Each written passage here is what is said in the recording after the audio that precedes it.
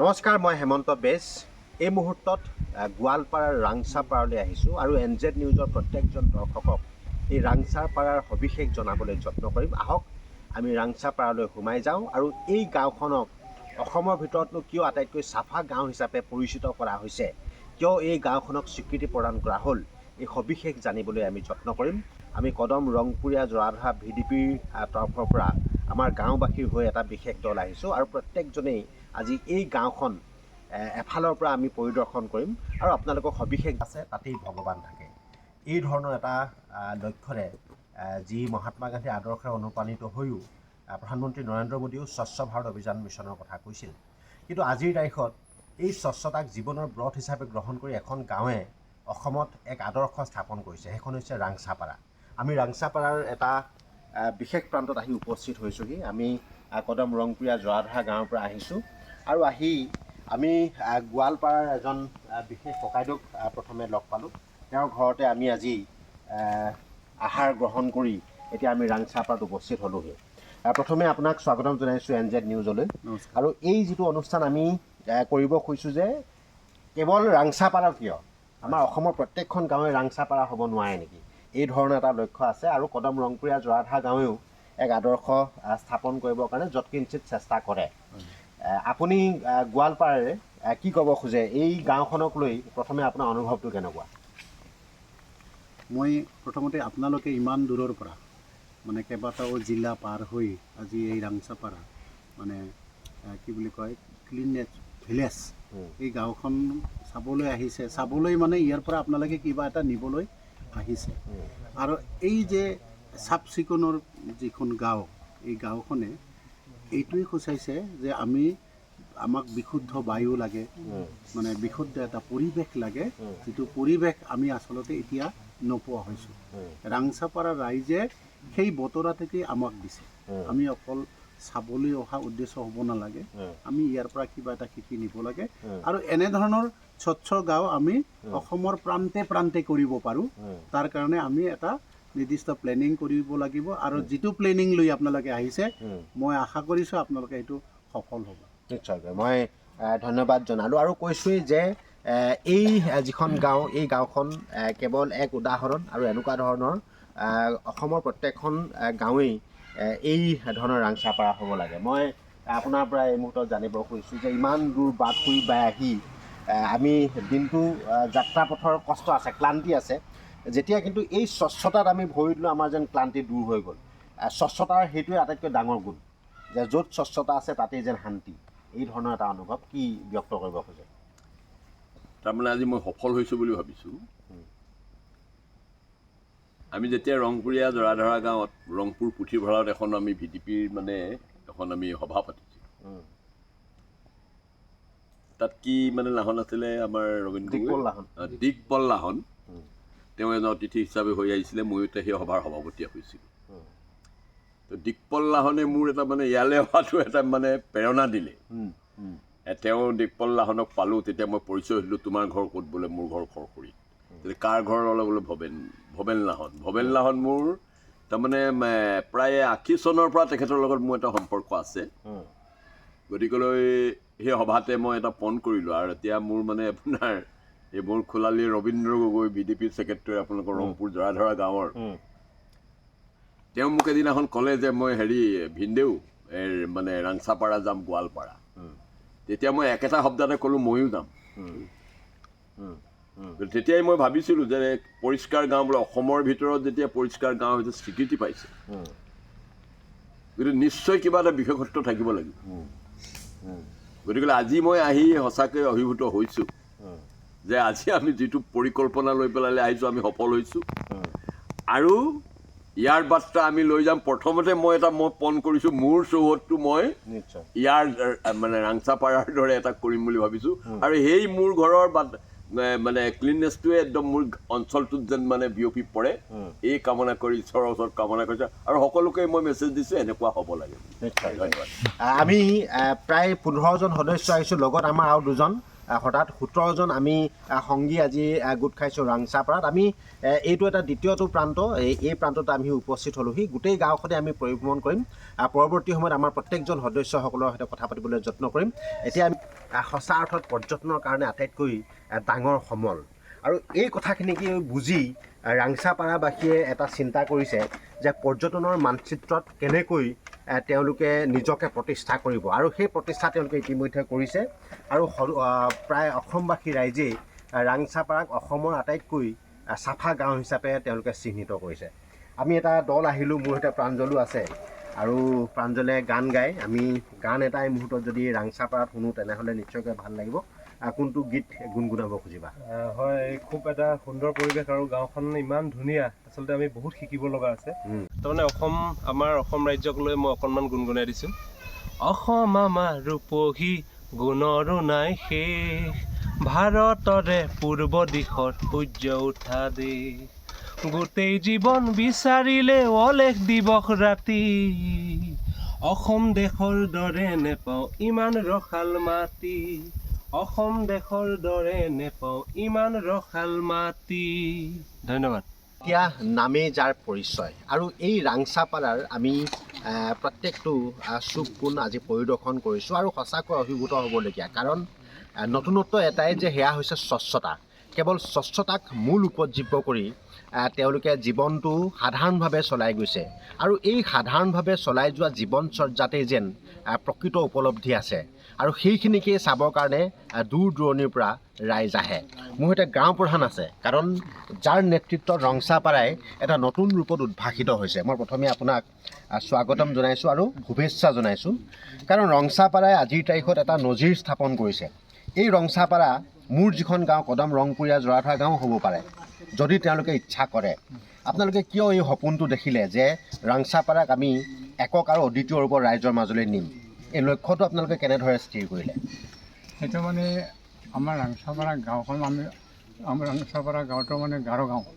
আমাৰ গাঁৱৰ মানুহবিলাক মানে খ্ৰীষ্টান মানুহ, আৰু খ্ৰীষ্টান মানুহবিলাক মানে চাফ চিকুণে বেছি, মানে এনেই মানে লেতেৰা পেতেৰা নাথাকে, আগৰ পৰা এনেকুৱা।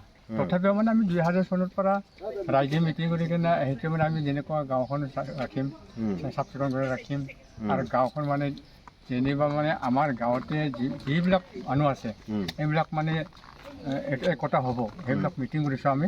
কৰাতে মানে আমি 4টা ৰেজলিউশ্যন লৈছোঁ।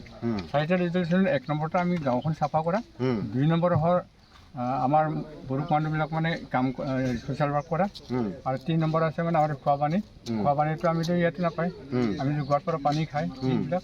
তাৰপিছত সেইবিলাক কৰি থাকোঁতে 2014 চনত স্বচ্ছ ভাৰত আহিল ইয়াতে। আহাতে মানে গোৱালপাৰা জিলাত যিখন আহিল, আমাক PHC ডিপাৰ্টমেণ্টে আমাৰ গাঁৱত আহি অফিচাৰবিলাক আহি আমাক চাই কিনে আমি কয় আপোনালোকৰ গাঁওখন মানে আমি এইটো মানে আমাৰ কেঁচা টয়লেট আছে, কেঁচা টয়লেটত কনভাৰ্ট কৰিব পাকা টয়লেট, সেইটো কৰিছোঁ। আৰু কৰাৰ কাৰণে মই লিষ্ট দিছোঁ, তো আমি পালোঁ। সেই কাম কৰা সময়তে মানে অফিচৰ মানুহবিলাক আহি থাকে চাবৰ কাৰণে, কেতিয়াবা চাব আহোঁতে মানে কয় আৰু কি আমি আপোনালোকে ইমান কষ্ট কিয় কৰে? আমিতো মানে কষ্ট কৰা নহয়, আমি মানে প্ৰত্যেক শনিবাৰতে আমাৰ মহিলাবিলাকে গাঁওখন চাফা কৰে, সেইটোৱে। আৰু ডেইলিটো নিজৰ ঘৰটো চাফা কৰে, এনেকুৱা থাকে। আমি সেইটো কৈছোঁ। আৰু খোৱা পাছত মানে আমি অফিচত যাই কিনে কি মিটিং কৰা হ'ল আমি নাজানো। লাষ্টত আমি গম পাইছোঁ 2016 চনত 20 ডিচেম্বৰতে ৰাংচাপাৰা গাঁও ক্লিনাৰ্ছ ভিলেজ গোৱালপাৰা, সেইটো পাইছোঁ। সেইটো পোৱাৰ লগে লগে আমি মানে আমাক 1 লাখ এৱাৰ্ড দিছোঁ। পোৱাৰ লগে লগে 2017 চনত 10 ফেব্ৰুৱাৰীত অল আছামত ক্লিনেছ ভিলেজ পালোঁ। এনেকুৱা হয় আৰু এনেকৈ আপোনালোকৰ বিভাগ আছে নেকি? কাৰোবাক শিক্ষাৰ দায়িত্ব দিয়া হৈছে, কাৰোবাক স্বচ্ছতাৰ দায়িত্ব দিয়া হৈছে, কোনোবা আপোনালোকে এনেকুৱা পদবী দিয়া হৈছে নেকি? আপোনালোকে এতিয়া আমাৰ দিয়া নাই, আমি যে সকলোৱে মানে কৰে, মানে আমাৰ আছে মেনেজমেণ্ট কমিটি আছে। মেনেজমেণ্ট কমিটি, এইটো কেনেকুৱা ধৰণৰ? ডেভেলপমেণ্ট কমিটি মানে মেনেজমেণ্ট কমিটি। এই মেনেজমেণ্ট কমিটি বছৰীয়া মেনেজমেণ্ট কমিটিত আমি বছৰ শেষ হ'লে মানে ইলেকশ্যন হৈ যায়, চিলেকশ্যন হয়, এনেকুৱা চেঞ্জ হৈ যায়। কিন্তু গাঁওবোৰততো মানে পাৰ্মানেণ্ট।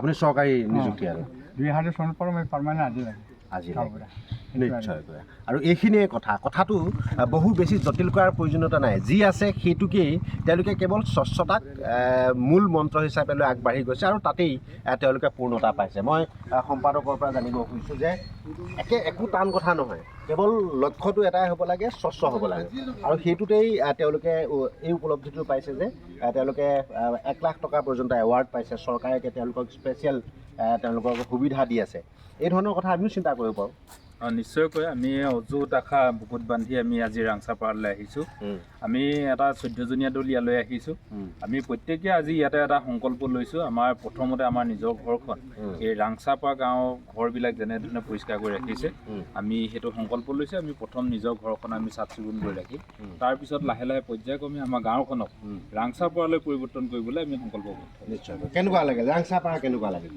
বৰ সুন্দৰ ঠাই এই পৰিৱেশটো যাতে আমাৰ গাঁৱত গঢ়ি তুলিব পাৰোঁ তাই আমি কামনা কৰিছোঁ আৰু আমি সেই আশাই বুকুত লৈ এই ইয়াত আমি পদাৰ্পণ কৰিলোঁ আজি বহুত ভাল লাগিছে আমি যাতে প্ৰতি ঘৰে সুন্দৰভাৱে পৰিকল্পনা কৰি এই সুন্দৰ পৰিৱেশটো আমিও আমাৰ গাঁওখনলৈ আমাৰ জৰাধা গাঁওখনলৈ যাতে আনিব পাৰোঁ তাৰে আমি সংকল্পবদ্ধ নিশ্চয় আমাৰ প্ৰত্যেকখন গাঁৱতেই গছ আছে প্ৰত্যেকখন গাঁৱতেই আলি পদূলি আছে একেই বস্তু কেৱল তেওঁলোকৰ এটাই কথা যে চাফা সেই কথাটোকে মই বাৰম্বাৰ কৈছোঁ যে সকলো আমাৰ গাঁৱতে আছে আমাৰ অঞ্চলবিলাকতে সকলো আছে লাগে 2-এটা বস্তু আমাৰ বেছিহে আছে কিজানি কিন্তু তথাপিও এওঁলোক আকৌ অদ্বিতীয় এইকাৰণে যে তেওঁলোক স্বচ্ছ সেইটোৱে নহয় হয় হয় তেওঁলোকে ইয়াত মানে যি একতাই মানে প্ৰত্যেকেই নিজৰ ঘৰখনৰ লগতে গাঁওখন যিটো পৰিষ্কাৰ পৰিচ্ছন্ন হৈছে সেইটো মানে আমি দেখি অভিভূত হৈছোঁ আৰু আমি ভাবিছোঁ কি আমাৰ গাঁৱতো আমাৰ অঞ্চলতো ইয়াৰ যি স্বচ্ছতা মানে সেইটো আমি আমাৰ গাঁৱত